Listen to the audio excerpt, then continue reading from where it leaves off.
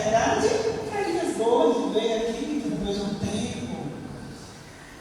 Hoje a nossa missão aqui, né? Trabalhar sobre um livro que é o Espiritismo, um tema interessante, falando um pouco mesmo, um tema mais teórico, né? Um pouquinho mais, mas que nunca deixa da gente fazer uma passagem pelas questões humanas. Não, por mim não. Obrigada. Né? Pelas questões humanas que nos remetem a qualquer tema que a gente fala na doutrina espírita. Então ele começa lá a perguntar sobre a origem de toda essa história, né? Se a gente soubesse de antemão que os espíritos existiam, como a gente sabe hoje, como é que será que tudo isso se configuraria? Porque antes da gente ter essa organização que Kardec traz, os efeitos mediúnicos eles existem desde que a humanidade existe. Desde que a humanidade existe, a gente sabe desses efeitos. Quando a gente pega, por exemplo, a Bíblia, que é um livro de muita referência para nós ocidentais, lá está cheio de efeitos mediúnicos. Eu não preciso nem ir para o Antigo Testamento, eu fico só no Novo Testamento, com a missão de Jesus e tudo que ele fez. Quando ele fala, como a gente sabe, da multiplicação dos pães e dos peixes, é um efeito mediúnico. Quando fala sobre um paralítico que voltou a andar, é um efeito mediúnico. Né? Quando se fala sobre libertar aquele jovem dos demônios, é um efeito mediúnico. Da mulher que hemorrágica, né, que sofria muitos anos com hemorragia e para de sofrer, são efeitos mediúnicos. Porque, na verdade, tinha um sujeito ali, Jesus, que manipulava fluido, e a partir desse fluido gerava aquele resultado, que na verdade, no fundo, é manipulação de matéria. Quando a gente pensa na estrutura da criação, tem um livro chamado Passe, um livro muito bom, e ele classifica em 3 pontos. Deus deu o nome que quiser dar a Deus, mas é o ente que cria tudo, de onde tudo parte. Tem essa figura. Tem uma outra figura, que não é bem uma figura, mas um estado, que é a matéria. Tudo que está ao nosso redor, tudo absolutamente que está ao nosso redor, inclusive nós, que estamos nos apresentando nesse momento, fazemos uso de matéria. Pode ser uma matéria que está solidificada, que está cristalizada, pode ser uma matéria que está volátil, mas ainda assim é tudo matéria. E vai ser a partir da manipulação dessa matéria que tudo existe. Desde um pozinho, né, um grão de areia, até o maior dos planetas, o maior dos astros, tudo é matéria. Tudo é matéria. E é importante a gente dizer que o nosso pensamento também é matéria. Toda vez que a gente está aqui, pensando, nós também estamos criando. E é por isso que a gente deve ter tanto cuidado com o que a gente pensa. Porque o que a gente pensa, em pequeno, médio ou longo prazo, vai se realizar, porque isso é matéria. A gente está manipulando matéria, a gente está manipulando o nível de energia. E tem outro ser, que é o espírito. O espírito não é matéria, é uma fonte de inteligência. E essa fonte de inteligência, ela tem um propósito de existência. Ninguém foi criado para nada, para chegar em lugar nenhum. Todos nós temos objetivos.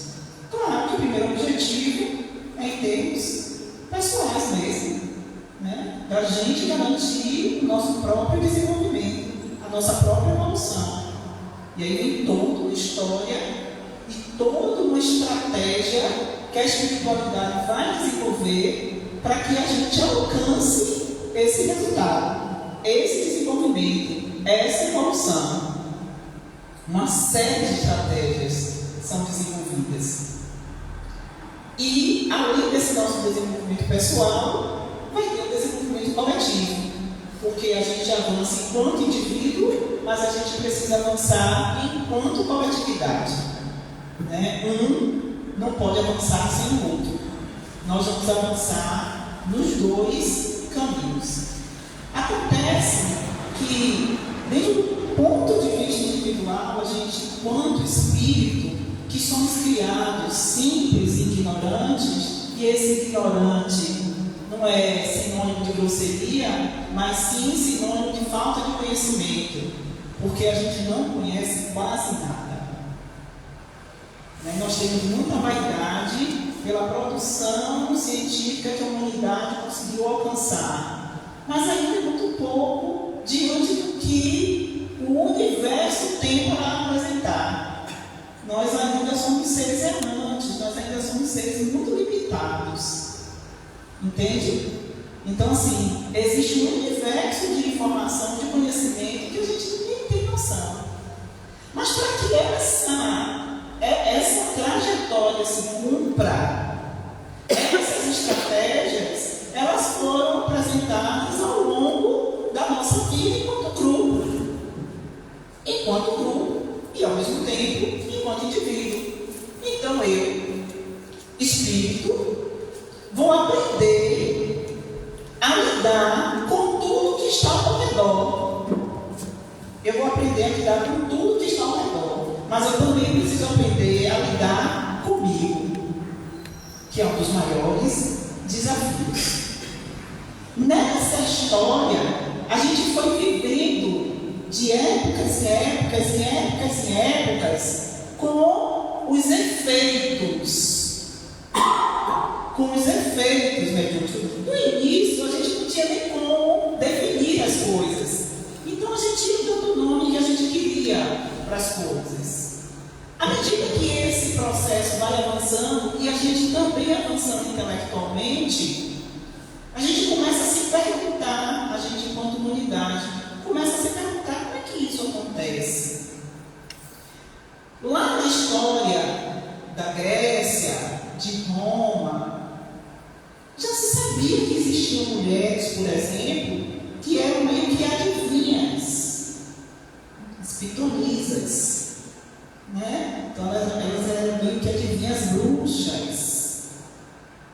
Tantas pessoas que conseguiam adivinhar o futuro, né? Que conseguiam curar pessoas. Quando chega ali, mais ou menos, no final do século XIX, 1867, mais ou menos, 1860, nessa década de 60, alguns efeitos começaram a se tornar assim mais questionáveis. Mesas que giravam, né? E muita gente ia perguntar e duvidava que aquilo ali estava acontecendo, a mesa girando sozinha. Copos que respondiam, cadeiras que respondiam, batidas na parede. A diferença desse momento para o momento anterior é que no momento anterior a gente simplesmente olhava para o efeito mediúnico e dava uma resposta qualquer. Nesse momento dos saraus, em que esses efeitos aconteciam, existia muita gente da ciência já, inclusive Allan Kardec, que era um cientista, e diga-se passagem, ateu.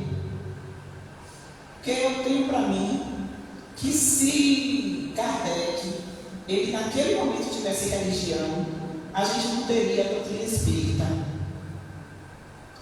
Porque a religião, muitas vezes, a gente cega E a gente se toma tanto como uma verdade absoluta e como única verdade, que a gente é incapaz de ampliar a nossa percepção.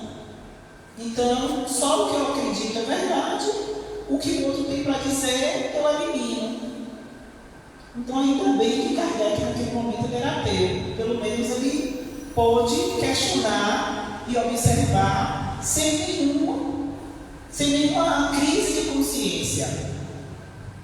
Porque muitas vezes, quando a gente é adepto de uma religião, de alguma coisa que vai ouvir de outra, a gente se sente até culpado porque está ouvindo de outra. Né? Então, uma vez uma amiga minha perguntou, ela sendo católica, eu posso ir no centro espírita? E depois ela não queria vir porque ela se sentiu traindo a igreja. Eu falei, minha filha, resolve esse conflito dentro de você. Né? Que não tem nenhum bicho de 7 cabeças dentro da doutrina espírita. E quanto mistério a doutrina espírita ainda desperta nos dias atuais lá fora. Né? Uma vez eu estava andando, já tem alguns anos isso, e aí uma senhora me parou, começou a conversar sobre Bíblia, sobre religião, e eu estudei em escola católica a vida inteira. Eu estudei no Colégio Nossa Senhora da Soledade, depois estudei no Marista, e depois estudei no Colégio Nossa Senhora da BBC. Então, minha formação foi católica. Fiz primeira comunhão, fiz crisma, fiz tudo que mandava o figurino. Então, um pouquinho assim, eu tinha estudado. Aí eu falando, só que nessa época eu já era da doutrina espírita, eu já tinha feito a evangelização, né? Então me descobri aqui nessa praia, minha praia era essa. E aí depois de toda a conversa, ela fez, você até que sabe um monte de coisa, de que religião você é? Vixe. Acabou a amizade. Ela fez, quando ela viu meu silêncio, né? Ela fez, você é católica, né? Eu vi, não. Isso é o quê? Eu sou espírita. A mulher deu as costas e saiu correndo, parece que não tinha visto o diabo.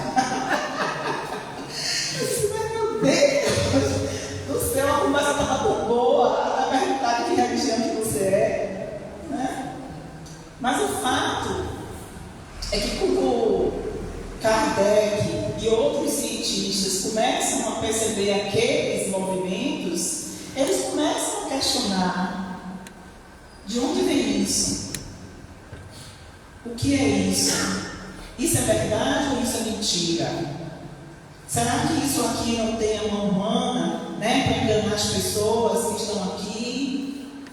Então, faz-se assim uma série de testes com vários médicos, para ter certeza que não tinha enganação, até que eles se convencem de que não tinha engodo. Mas aí eu queria saber mais, como é que isso se processa? Que comunicação é essa? Não é a cadeira que está falando, obviamente. Porque se você faz uma pergunta e algo lhe responde precisamente, ele conclui: existe uma força inteligente. Que força inteligente é essa? E aí ele começa a fazer todo um estudo. De onde vem isso? Até que ele apresentava, né, as reuniões mediúnicas, os espíritos se apresentam, né, colocam o que vai acontecer, e Kardec, ele vai fazer talvez a maior entrevista de todos os tempos, né, que o resultado vai ser o Livro dos Espíritos. E a partir do Livro dos Espíritos a gente tem todos esses efeitos que sempre aconteceram, que sempre estavam acompanhando a humanidade, ali agora de forma organizada. Né? De forma organizada por capítulos, porque a proposta agora era pegar todo esse conhecimento e fazer o quê? E sistematizar o conhecimento. Porque enquanto a gente tem o conhecimento solto, né? Um fala, outro fala, um acha, outro acha, eu acho que é isso, eu acho que é aquilo, né? A verdade está, mas a verdade não está ali organizada. No momento que você sistematiza, que você pergunta o que é o Espírito, de onde viemos, para onde vamos, Quais são as leis que regem esse planeta? Como é a experiência humana? Falar sobre reencarnação, falar sobre a comunicação entre os dois planos, o que nos destina, que lugar que a gente vai pós-morte, né? O que são essas, e quais são essas leis, o que é a lei de causa e efeito, né? O que é a lei de destruição. Tudo isso que foi ali organizado foi sistematizado o conhecimento.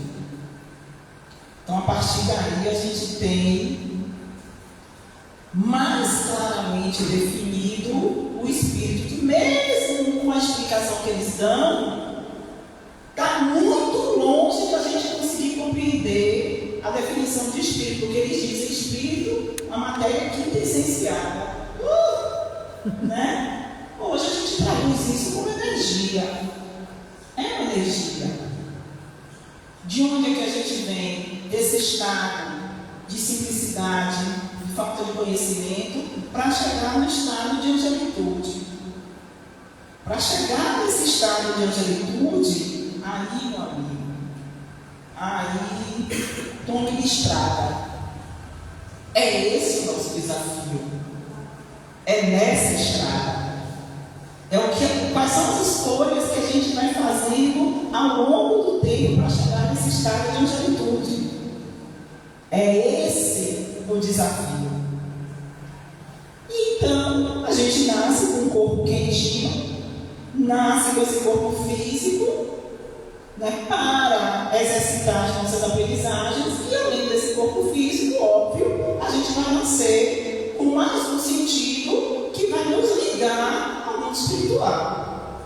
Né? Porque enquanto matéria, eu estou aqui, né, bem posta nesse mundo material, com o meu corpo físico nesse mundo material, mas eu também tenho um corpo espiritual.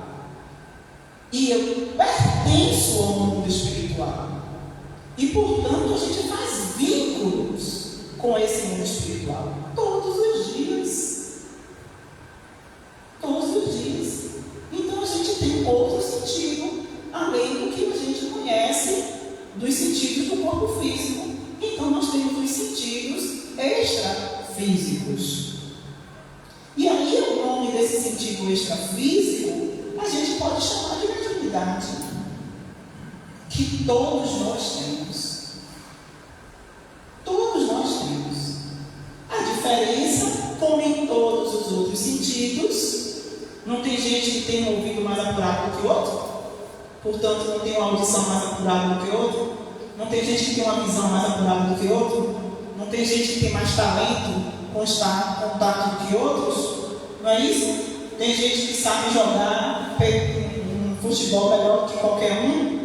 Eu não sei nem com a bola na minha frente, eu sozinha com o gol, eu não acerto, né? E tem gente que está lá fazendo maestria, não é isso? Tem gente que desenha divinamente, tem gente que escreve divinamente, né? Tem gente que canta divinamente. Então, usando os seus sentidos e os seus talentos. Assim também, tem gente com mediunidade de excelência, né? Que consegue perceber esse mundo espiritual com muito mais detalhes do que parte de nós. É um sentido como todos os outros. Agora, não significa que os outros não têm esse sentido. Todos temos. E tem um desses sentidos, assim, vai ser essa mediunidade, que vai ser um canal de comunicação entre nós e o mundo espiritual. E isso a gente exercita o tempo inteiro. Só que tem algumas coisas que a gente não presta atenção. E aí é que entram as nossas experiências, nossas crenças, as nossas crenças limitantes. Por exemplo, o canal de comunicação mais forte que existe entre o mundo espiritual e nós chama-se intuição. Intuição. E a gente simplesmente, ao longo da vida, cala a nossa intuição. A gente cala. a nossa intuição. E aí a gente se mexe, carne e rosto. Depois do encosto, diz assim: se eu tivesse seguido a minha intuição. Não é assim? Não é? Ou só vai comigo? Eu acho que não. Porque a intuição é o nosso grande canal de comunicação. Mas por que a gente empana tanto a nossa intuição? Aí vocês vão ver que o tema que parece tão concreto e tão objetivo, ele caminha pelo subjetivo. Porque para a gente acreditar na nossa intuição, a gente precisa acreditar na gente. A gente precisa acreditar na gente. Eu preciso acreditar no que eu vejo, no que eu ouço, no que eu presinto, no que eu vivo, no que as minhas experiências estão me dizendo. Mas, muitas vezes, com os valores meio tortuosos que a gente vai aprendendo ao longo da vida, a gente tende a dar mais valor ao que o outro está dizendo do que a minha intuição está me dizendo. O outro está me dizendo: eu te amo.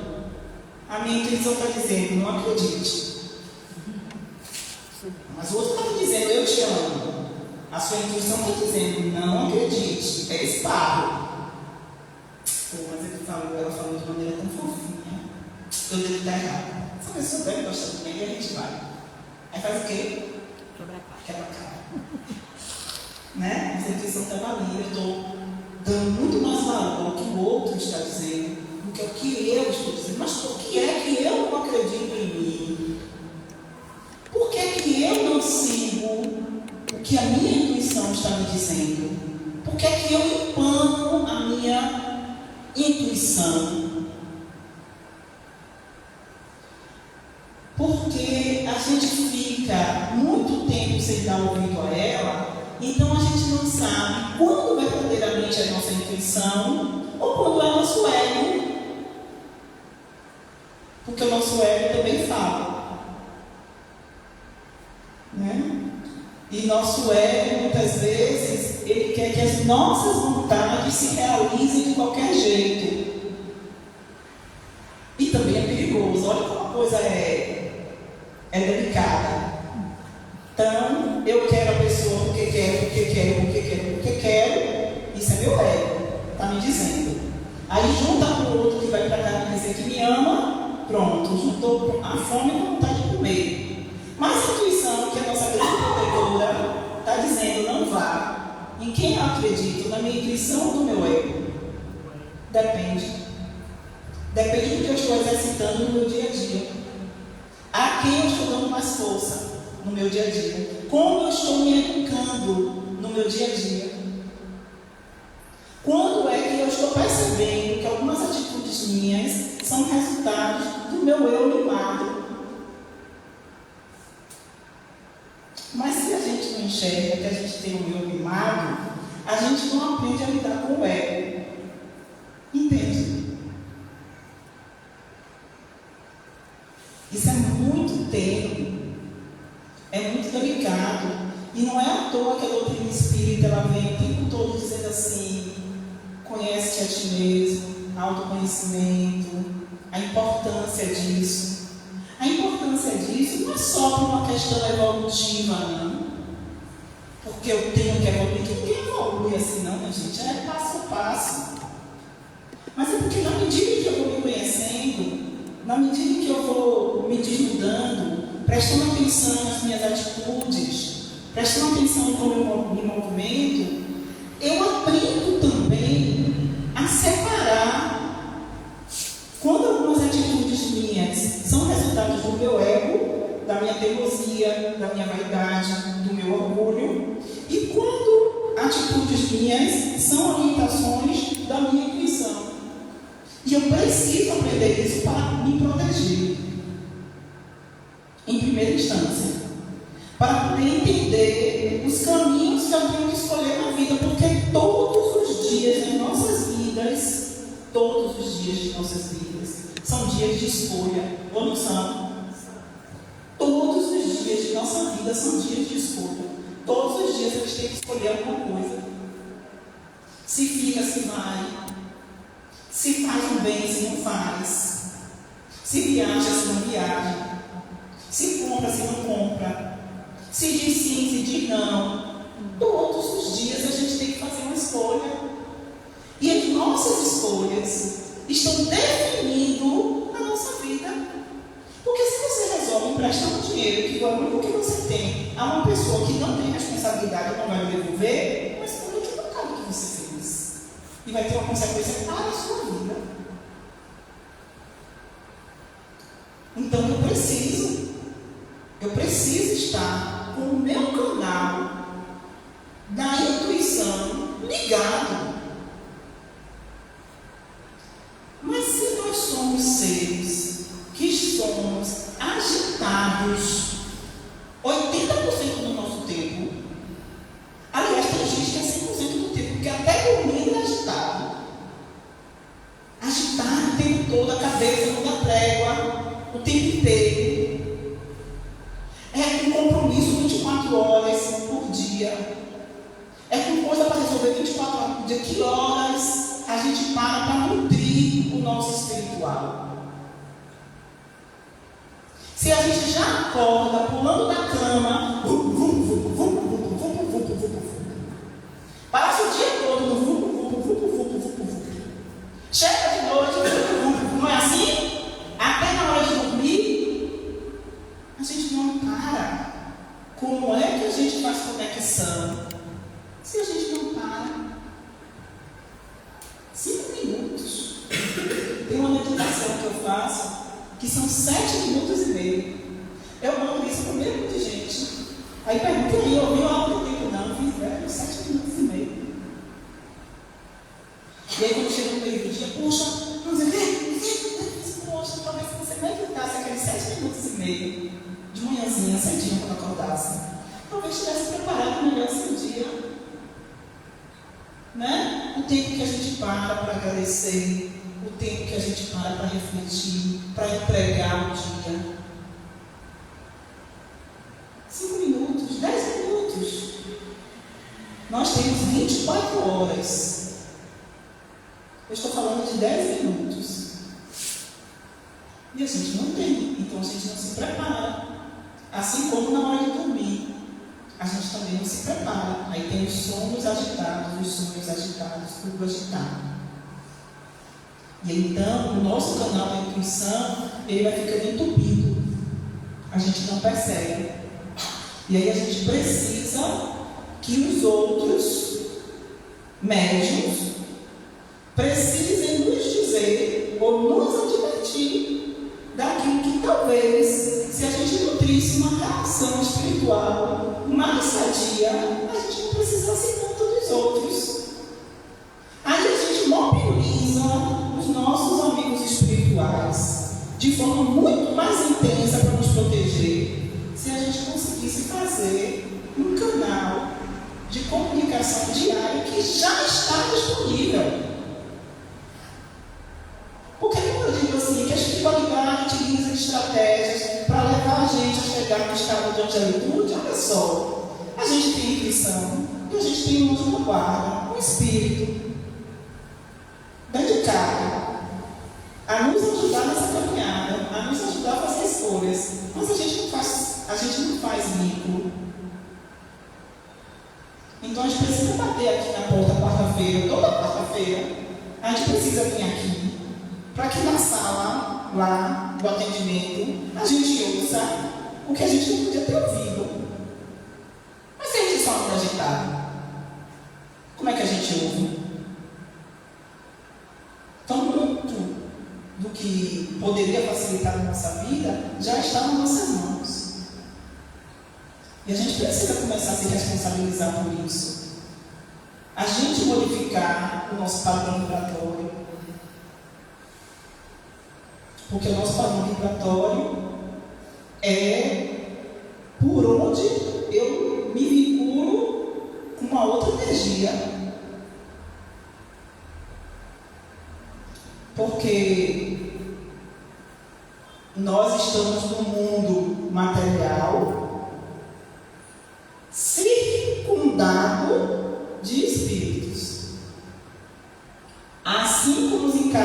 encarnados, os desencarnados, também com seus diversos níveis de pensamentos e atitudes. E vai se vincular com a gente aquele que tiver a vibração similar à nossa. Simples assim, não tem nenhum mistério. Ninguém está perseguindo ninguém, não. Se ele está do lado, a gente vibrou. A gente está ali, ó, mantendo a faixa vibratória muito parecida com quem está do lado. Na maior parte das vezes. Então, em geral, eu preciso cuidar desse meu padrão vibratório para poder me sintonizar com quem está em uma condição melhor. Aí é que está o B.O. Aí é que está o B.O. Porque a gente cuidar desse nosso pensamento e nossas atitudes é uma coisa que a gente descuida com muita facilidade. Tudo nos irrita. Tudo nos irrita. Eu fico besta com as coisas, vira uma briga, às vezes do nada. E parece que depois da pandemia a coisa desmudou de vez. Não se pode dizer nada, não se pode falar nada. Que no instante a gente dá uma briga, uma confusão. E quando a gente não briga, a gente briga em pensamento. Eu deveria ter dito, que eu deveria ter falado, que eu deveria ter feito. Aí a gente fica ruminando aquela situação por dias. E nosso padrão vibratório lá embaixo. Porque eu devia ter dito.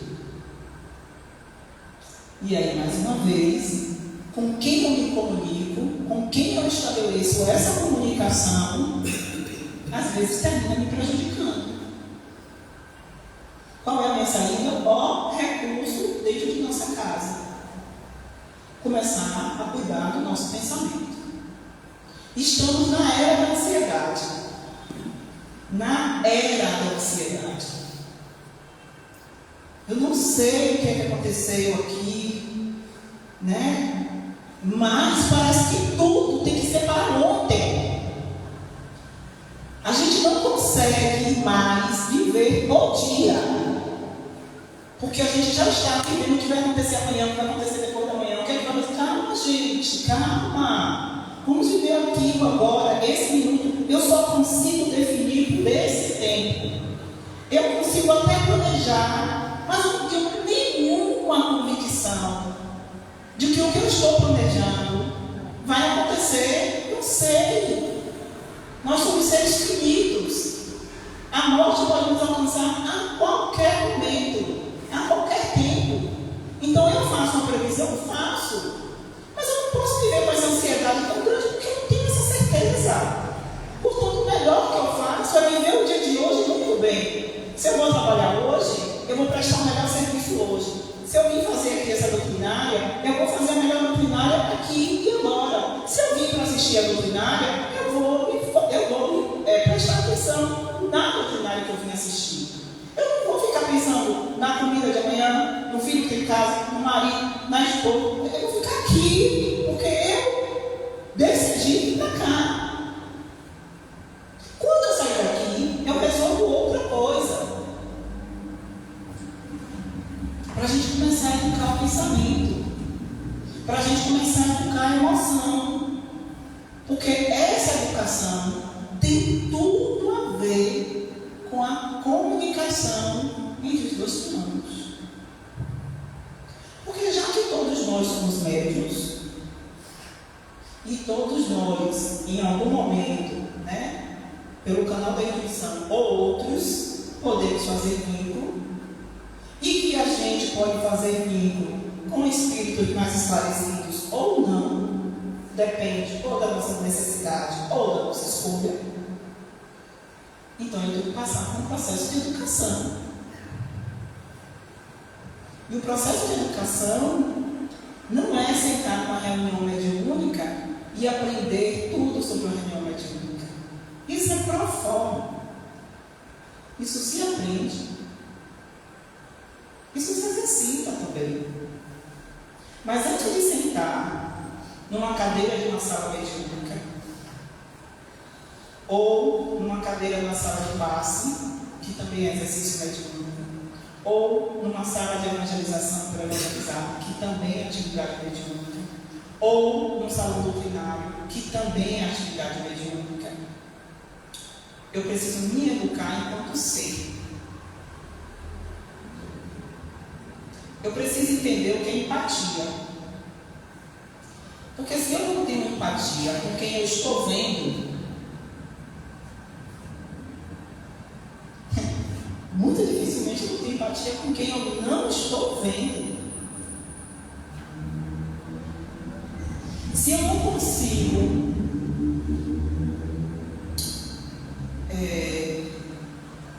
sentir pesar, se eu não consigo ter cuidado com a dor do outro que está na minha frente,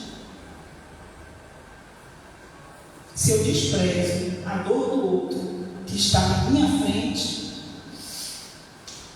como é que eu vou acolher a dor que eu não estou vendo?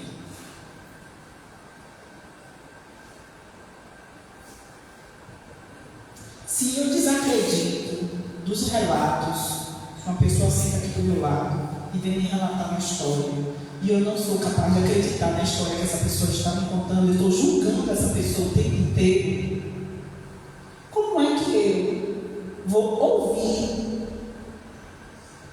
escutar a história de quem eu não estou vendo? Se eu não acredito em mim, e eu não acredito no que acontece comigo, como é que eu vou acreditar na minha atuação enquanto médium numa sala mediúnica? Entendem? Porque o processo de mediunidade na sala mediúnica é um pedaço do que é um médium o dia todo, porque quem é médium o dia todo em qualquer lugar, em todo lugar. Então, esse processo de educação que ele precisa acontecer, ele precisa acontecer antes de chegar lá, se assim for, porque às vezes você vai ser médium da vida, minha gente. Mediunidade não é uma característica de espírita. Não é. Mediunidade é uma característica humana que o espiritismo estuda. Aí eu posso ter uma mediunidade a partir da escrita, a psicografia. Ela pode acontecer, qualquer exercício mediúnico pode acontecer de forma consciente e de forma inconsciente. Inconsciente, você sentou, botaram lá um isolador na sua mão e você, danou-se escrever. Você não tem noção do que você está escrevendo, você simplesmente está escrevendo. É meio que uma atividade motora. A mediunidade consciente, aquele pensamento está passando pelo seu pensamento.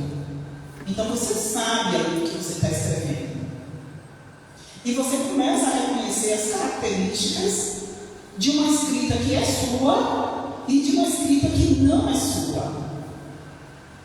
Eu tenho uma atividade de psicografia. Eu sei quando alguma coisa sou eu que escrevo. Porque quando eu escrevo, eu vou, escrevo, penso, apago, volto, penso de novo, vai, volto, né? Então eu vou escrever um texto de 20 linhas e vou levar uma hora. Quando é um processo mediúnico, eu escrevo um texto de 40 linhas em 10 minutos.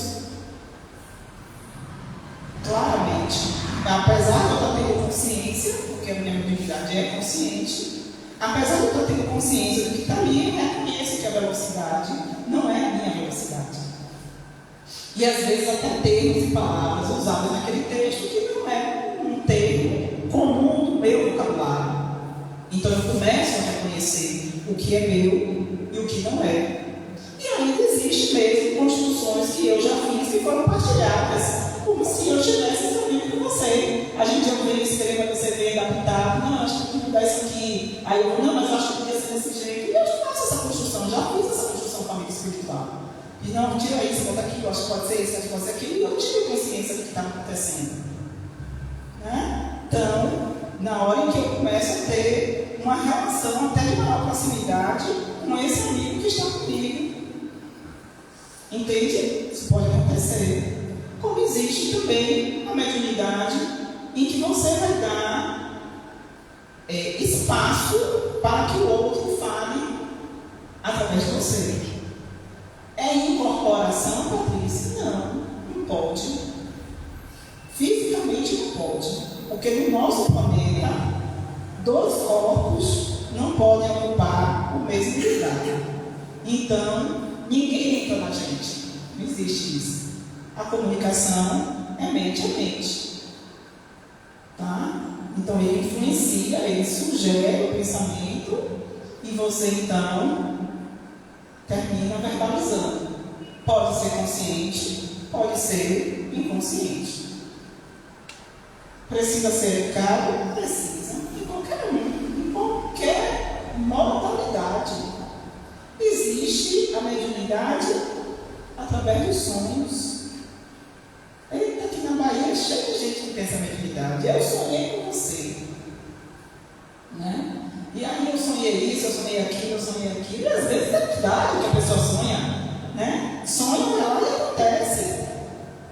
Né? Ou a pessoa sonhou e já aconteceu. Quando a pessoa vem contar para você, esse menino, não é que eu passei por isso? Né? Acontece esse tipo de coisa. Mas eu volto para o processo de educação. O cuidado que a gente tem que ter quando a gente escreve, quando a gente oportuniza a fala de uma entidade espiritual e quando a gente sonha, até mesmo quando a gente intui. Sabe por quê? Para a gente não virar fofoqueiro do além. O que é fofoqueiro do além? É o sujeito que o médium que recebe uma informação, recebe uma intuição, aí já vai recebendo e já vai falando. Olha, calma, menino, calma, ansiedade, nem sempre para falar. Espera aí a hora certa. Aí uma vez uma pessoa aqui no Cetraste mesmo me contou uma história de alguém vinculado, ela era médium, e não foi aqui não, foi na casa de Zé de Menezes. E então ela sonhou que a mãe dessa pessoa ia morrer. Ela encontrou a pessoa e tudo falou, sua mãe vai morrer, não precisa coisa que se diga. O próprio pior, a mãe morreu. Pronto. Ela achou que foi feitiço. Né? O filho achou que foi feitiço da pessoa que falou e virou inimigo mortal dessa pessoa. Mas eu sonhei com isso para quê? Para orar, reze pela pessoa. Se for necessário saber, vai chegar a hora certa, alguma coisa vai acontecer. Mas a gente não precisa ir para o bocão falando tudo que a gente percebe, tudo que a gente ouve, tudo que a gente intui. Por quê? Porque a gente precisa ter cuidado com o outro. Então, tudo que se relaciona com mediunidade passa pela educação do sujeito, pela autoeducação e pelo cuidado com o outro. Isso vale para todas as relações, de encarnado para encarnado, de encarnado para desencarnado, desencarnado para encarnado, de desencarnado para desencarnado. A gente precisa ter cuidado com o outro. Cuidado com o que a gente fala, cuidado com o que a gente diz, e a gente precisa também ter cuidado consigo próprio. Né? É preciso ter esse cuidado. Porque eu não posso me colocar em qualquer lugar. Por que eu não posso me colocar em qualquer lugar? Eu não posso me colocar em qualquer lugar. Porque eu não sei se eu dou conta de toda dor, de qualquer dor. Daí a gente volta para o autoconhecimento. Um trabalho muito lindo que muita gente gosta de fazer e eu acho louvável. Distribuição de alimento na rua. Ô gente, as pessoas estão ali, estão morrendo de fome, estão em situações difíceis, né? Mas muitas vezes a gente vai para aquele trabalho achando que vai fazer a caridade das responsabilidades. E a gente tem que se perguntar se a gente tem estrutura para aquele trabalho. Porque não é um trabalho simples. Deus não é injusto com ninguém. Nenhum de nós estamos passando por nenhuma prova desse mundo por conta da maldade divina. Não. Cada um está no lugar que precisa, embora as questões socioeconômicas criam um problema de ordem coletiva. Porque no atual estágio que a humanidade já está, em termos de tecnologia, não era para mais ninguém estar passando fome nesse mundo. Se produz alimento para todas as pessoas que estão aqui. Então não justifica a miséria, o abandono, nada justifica. Isso é uma resultante dos nossos problemas sociais. Ponto. Sim. E aí vem Jesus Cristo. O escândalo é necessário, mas é aquele que provocar o escândalo. Tá? Então, às vezes, numa situação dessa, aquele espírito está colhendo alguma aprendizagem. Não precisaria ser por aquele caminho.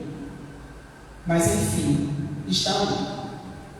O fato é que muitas vezes, quando a gente vai fazer esse trabalho, entregar o alimento, às vezes nós temos um irmão que está passando por um problema sério espiritual.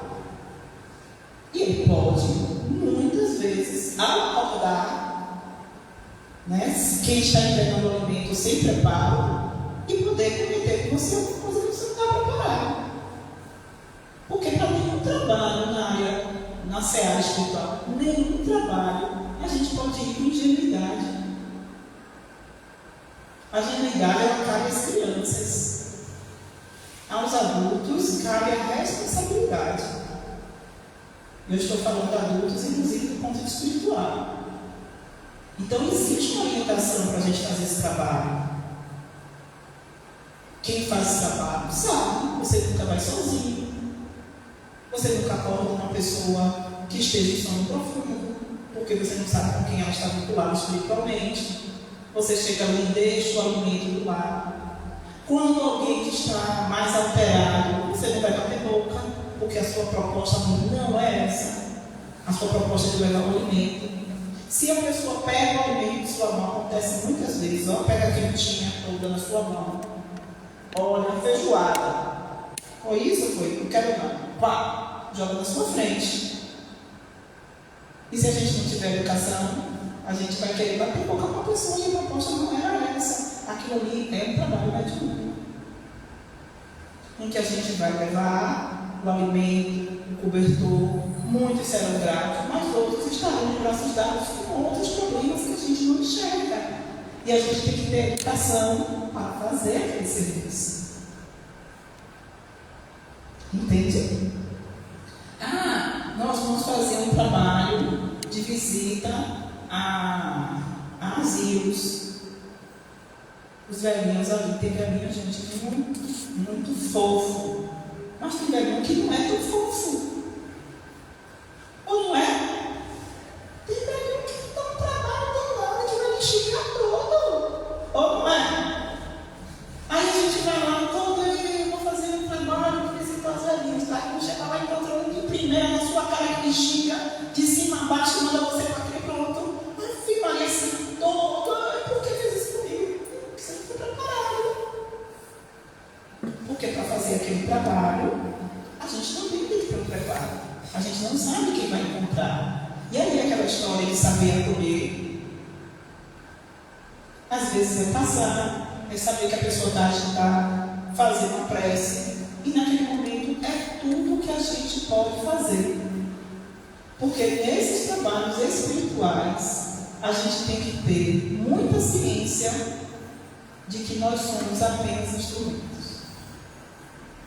E é por isso que quando a gente vai fazer qualquer trabalho desse, seja dentro de uma sala mediúnica, seja numa sala doutrinária, seja na evangelização, seja na rua, seja no presídio, seja no asilo, seja no orfanato, a gente tem que ter consciência que nós somos instrumentos. Enquanto instrumentos, eu vou ali exercitar uma atividade sob a intuição e orientação de uma equipe espiritual.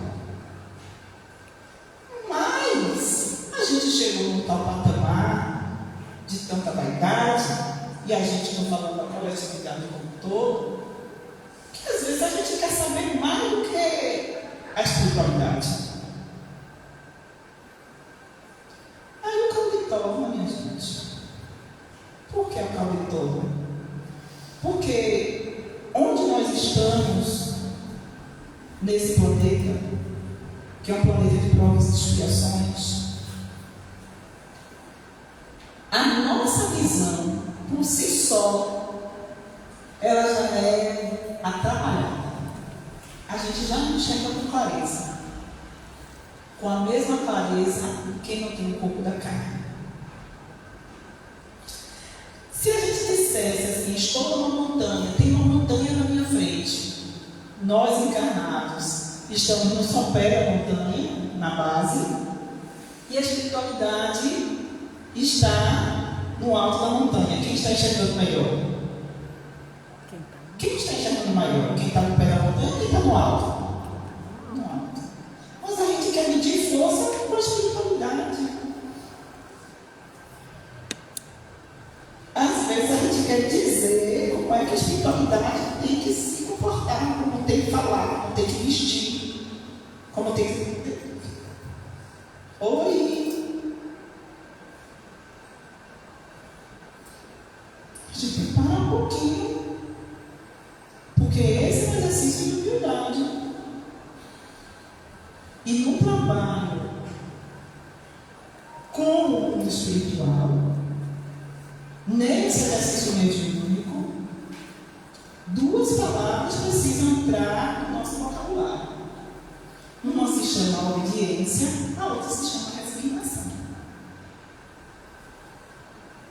Nem tudo a gente vai saber, nem tudo a gente está preparado para saber, nem tudo a gente tem condição de suportar saber. Tem coisa até que eu podia saber, mas tem coisa que eu não suporto saber. E aí a espiritualidade, que é responsável, ela não vai sair dando informação que a gente não tem condição de dar conta. Por quê? Porque é aquela mesma coisa que eu falei antes. Se eu estou te vendo e sei sua dor, eu preciso estar preparada para acolher a sua dor e saber exatamente até que ponto eu posso falar determinadas coisas para você. Porque às vezes você está emocionalmente num momento tão difícil que não é momento de eu lhe dizer verdades. É momento de eu lhe abraçar, de eu lhe dizer calma, vai passar, as coisas vão melhorar.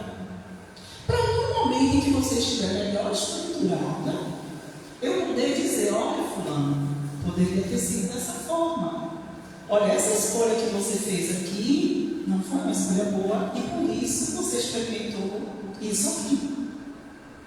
Então eu preciso ter cuidado. Imagine a espiritualidade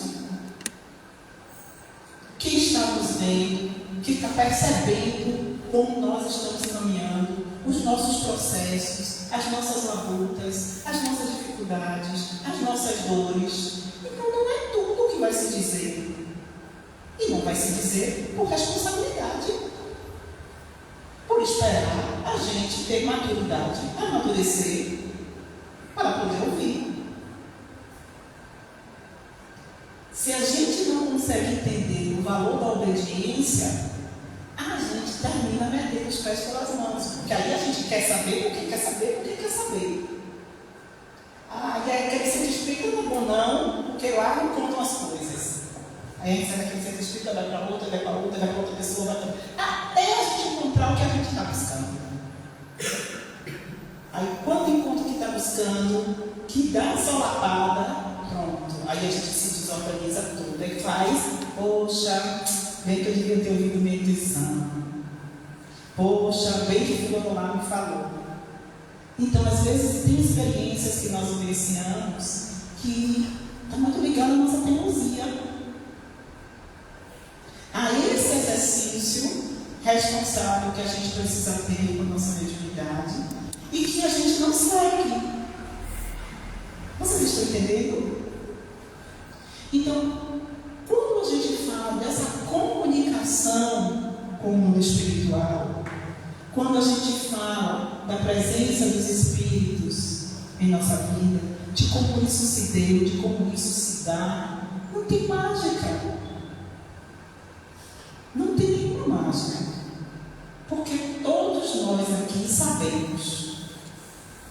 Às vezes a gente vem aqui, como a Altair falou, a gente vem para estudar, para aprender um pouquinho mais, para entender melhor esse processo. Mas a gente sabe. A gente sabe. A gente sente. Porque espiritismo, porque mediunidade não é só conteúdo, não é só livro. Mediunidade é vivência. Mediunidade, a minha relação, a minha comunicação com o mundo espiritual são as minhas experiências diárias. Enquanto eu não entender o peso das minhas experiências diárias no meu exercício mediúnico, nada mais tem sentido. Não adianta você chegar lá e saber ser o médico que conhece o livro dos Espíritos, da primeira à última pergunta, que conhece o Evangelho do Espiritismo, do início ao fim, que conhece o livro dos médicos, que leu todos os livros de Chico Xavier. Mas se a gente não tiver o processo educacional, se a gente não tiver o processo de humanização, se a gente não tiver o processo de responsabilidade afetiva com os outros e consigo próprio, meus amores, é só sepulcro caiado, bonito por fora e podre por dentro. Então, que o nosso exercício mediúnico, que o nosso exercício de comunicação seja um exercício límpido, tranquilo, suave, sereno, de aprendentes, mas que todos os dias a gente se proponha a fazer da nossa vida algo muito sério. Levar tudo que diz respeito à nossa vida com seriedade. Tudo, principalmente a nós mesmos. Vamos dar valor à nossa intuição, nosso primeiro canal mediúnico, que o resto vem como água. Ó, simples e sério. Boa noite para vocês.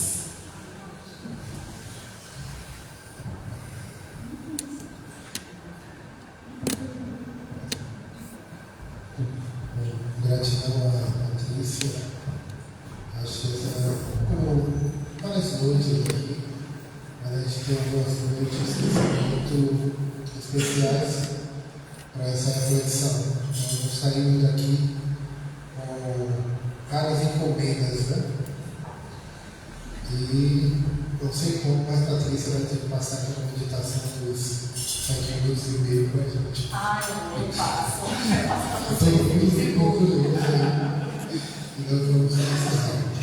Então vamos para o segundo momento para pedir aos passistas. Nós vamos fazer o passo coletivo. Tá? Individual. Então vai ser individual. Individual, isso.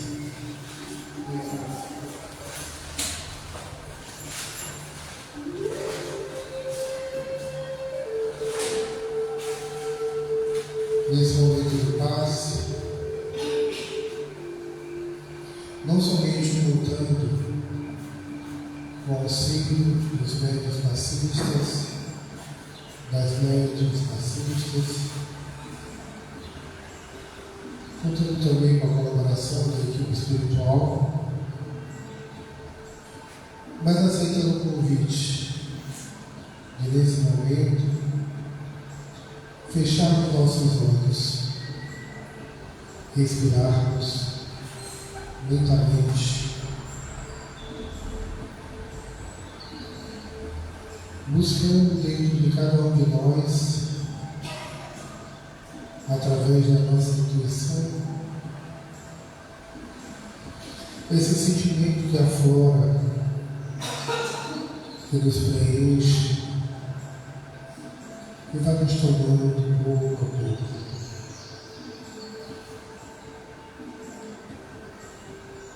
Sentindo essa energia que transborda no ritmo da batida do nosso coração. Esse é um pequeno tempo que nos damos para nos conectar conosco, com essa energia divina que nos preenche e está à nossa volta. E vamos nos sentindo com Deus. Deus que está em mim, que me pronuncia no meu respirar, no meu sentir, nos meus movimentos.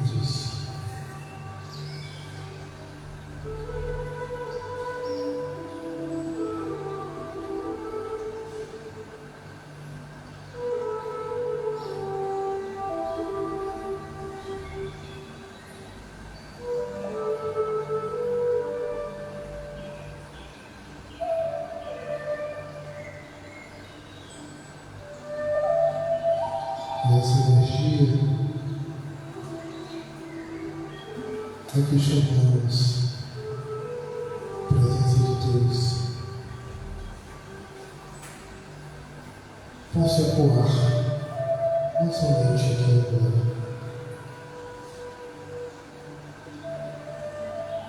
mas em vários momentos do nosso dia.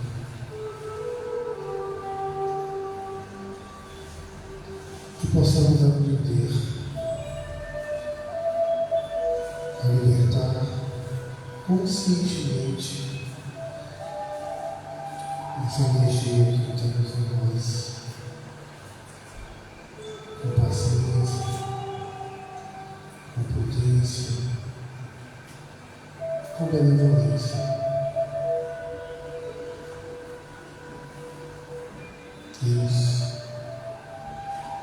Deus é o seu amor.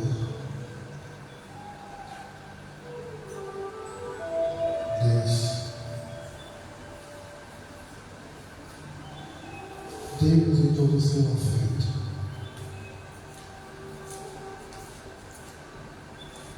Que possamos sair daqui retornando às nossas áreas em busca da energia dos nossos valores.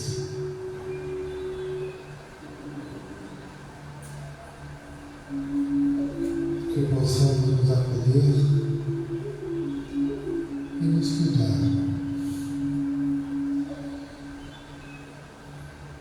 Possamos ter esse tempo aqui, em todos os momentos dos nossos dias, para nos encontrarmos com Deus.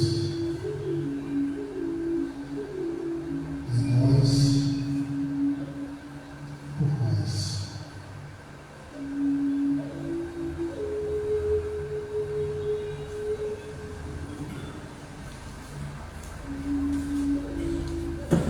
Que cada um e cada uma se sintam abençoados